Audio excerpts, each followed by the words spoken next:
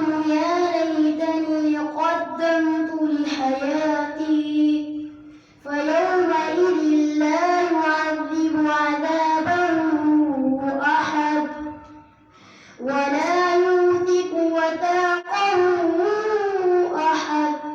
يا أيتها النفس المطمئنة ارجعي إلى ربك راضية مرضية فادخلي في عبادي وادخلي جنتي.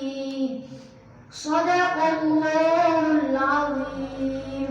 ما شاء الله.